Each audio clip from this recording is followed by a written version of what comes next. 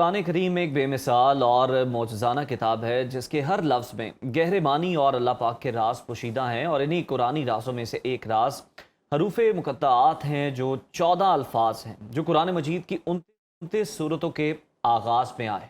بالکل، اور ان حروف کو جوڑنے کے بجائے الگ الگ کیوں پڑھا جاتا ہے؟ عددی اعتبار سے 14 اور 29 کی کیا اہمیت ہے؟ اس پر ہم آج بات کریں گے۔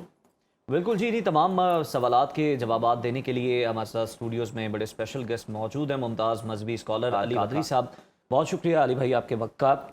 یہ جو حروف مقطعات ہیں اللہ تعالیٰ کے پوشیدہ رازوں میں سے ایک ہیں، ان حروف کو متشابہات کے زمرے میں رکھنے کی آپ کیا سمجھتے ہیں؟ خدائی حکمت کیا ہے؟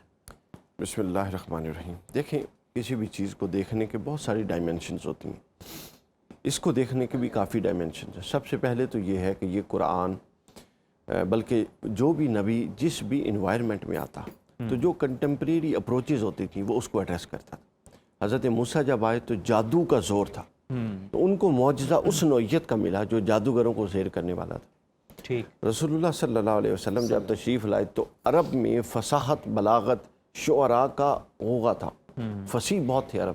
آپ کو پتہ ہے اجمی کا مطلب کیا ہے؟ گونگے، یعنی وہ اپنے علاوہ جو دنیا کے خطے تھے ان کو اجمی کہتے تھے، یہ گونگے ہیں، صرف ہم ہیں جن کو بولنے کی صلاحیت حاصل ہے، اتنے فصیح تھے۔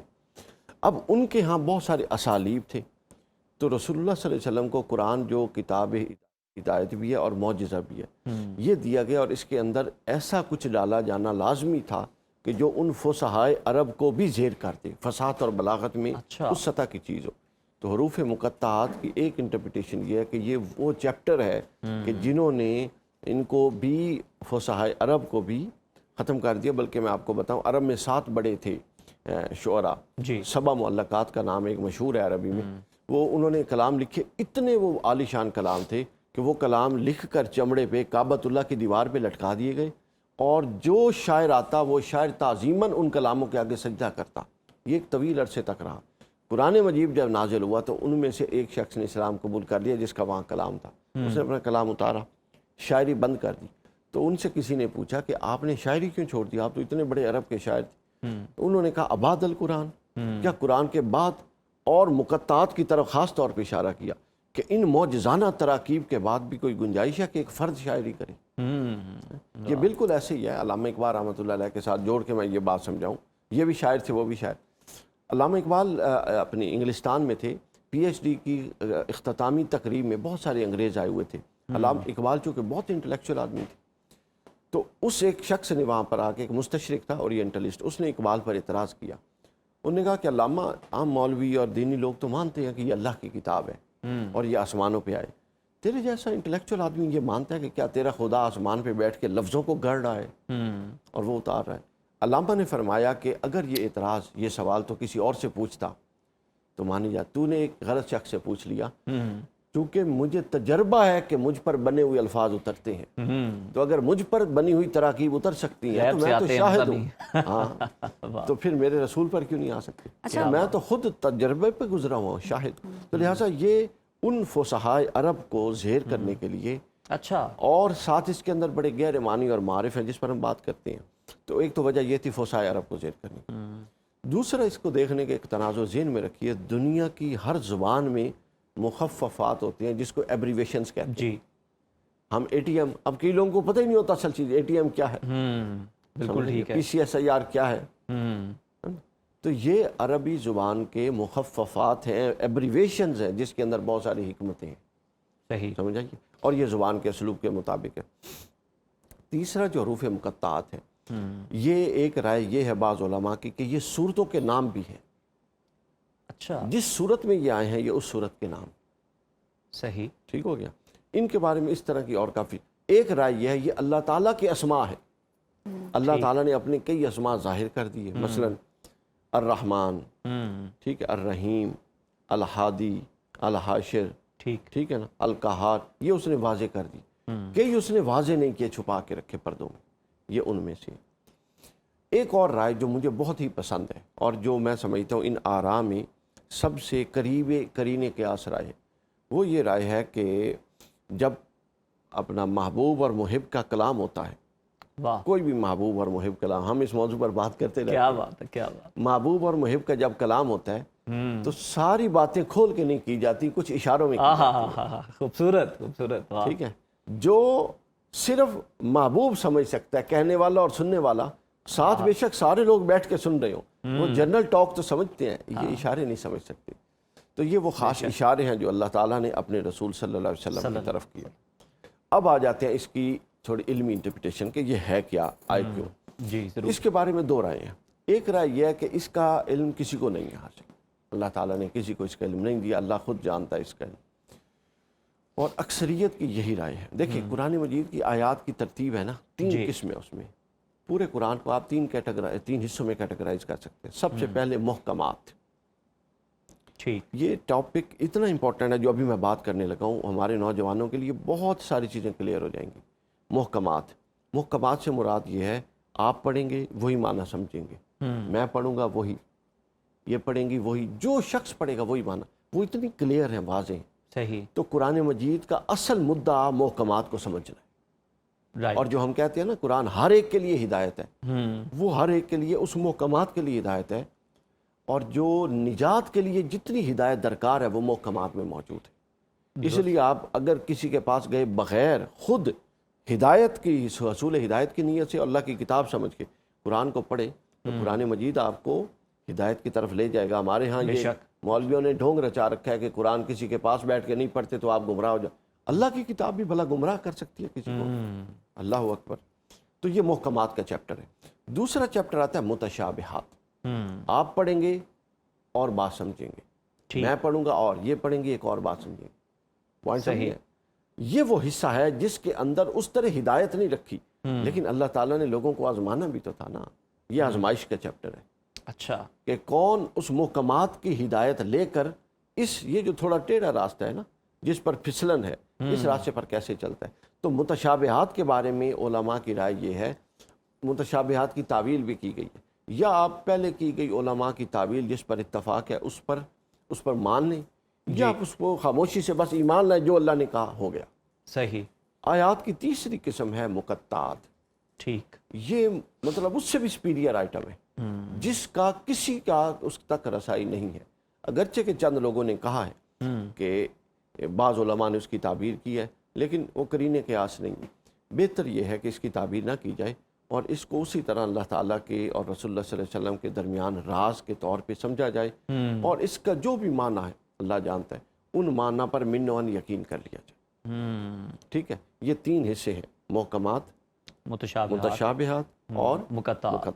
मुहकमात वेरी क्लियर, मुतशाबिहात एम्बिगुअस, सबके लिए परसीव करना बहुत ईजी है। मुहकमात देखे ना, कुरान ने कहा हुदल लिन्नास, फिर कहा हुदल लिलमुत्तकीन।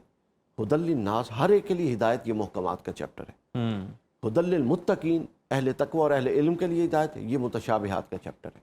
सही। और जो तीसरा चैप्टर है वो बिल्कुल किसी के लिए नहीं है, बस उसको जैसा है ज्यादा खोलना जरूरत ही नहीं है, बस उस पर ईमान लाना मकसूद है। ठीक। अच्छा, अब आपने अपने इंट्रो में बात की थी कि इसके 14 हरूफ हैं, 14 अल्फाज नहीं है, ये 14 हरूफ हैं। हम तस्हीह कर लें, स्लिप ऑफ टंग की वजह से हो गया।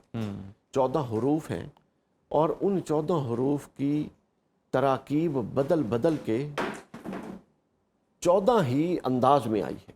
अच्छा। हाँ, टोटल 29 आयात के शुरू में आए हैं, लेकिन जो हरूफ हैं वो 14 हैं, बाकी में रेपिटेशन हुआ है। वही जो एक में आया वो दूसरे में भी आ गया। सही। अलिफ लाम रा रिपीट होके आ गया। ठीक है ना, इसी तरह कई और हैं जो रिपीट होके आ गए। तो ये जो है जो है देखिए, जो महीना होता है चांद का महीना, अरबों में चांद का महीना 29 दिन, आज भी 29 दिन का है। चांद की रोयत के लिए एक दिन दरकार होता है, इसलिए बाज़ औक़ात चांद का महीना 30 दिनों का भी हो जाता है। असूलन 29 दिन का होता है, और 29 दिन में चांद अपना मुंह पूरा सर्कल मुकम्मल कर चुका होता है। ठीक हो गया। अच्छा, अब 29 दिन में वो सर्कल मुकम्मल करता है, तो अब वो जो सर्कल शुरू करता है अपनी हरकत, तो चांद अपने 29 दिन में मुकम्मल करता है। और अरबी के हरूफ तहज्जी कुल 29 है, और कुरान में ये आया 29 सूरतों के शुरू में है। ठीक। गोया कि एक माह मुकम्मल है, इसके अंदर है चीज़ कंप्लीट, बेशक हम उस तक नहीं पहुंच रहे। एक इशारा। دوسرا اشارہ یہ کہ جو وہ چاند اپنی حرکت شروع کرتا ہے وہ کمال پر کب پہنچ رہا ہے؟ 14ویں کی رات، 14ویں کی 14 راتوں کے بعد۔ اور اس کے لیے جو حروف کا انتخاب کیا گیا وہ 29 میں سے 14 ہیں، 14 ہے، ٹھیک، اور 14 کی ترکیب بدل بدل کے لفظ بنائے گئے ہیں، واہ، کوئی 15واں لفظ اس کے اندر شامل نہیں کیا گیا، سمجھیں؟ تو گویا یہ ایک رازوں کی دنیا ہے۔ میں تو اس پر جس حد تک غور کر سکا ہوں اپنے ناقص علم کی حد تک، یعنی ایک نیا پہلو آپ کے سامنے میں رکھ سکتا ہوں، غور کروں گا، جی، لیکن اس کے بارے میں حتمی طور پہ کسی نتیجے پہ نہیں پہنچ سکتا۔ اچھا، اس کا ایک آخری پہلو میں بیان کرتا ہوں۔ ضرور، آپ کوئی سوال فرمانا چاہ رہے کرنے؟ آپ اپنی بات مکمل کر لیں۔ بعض لوگوں نے ان کو بڑے مجرد وظائف کے طور پہ بیان کیا، اچھا، اور میں اس بات کو تسلیم کرتا ہوں، یہ درست بات ہے۔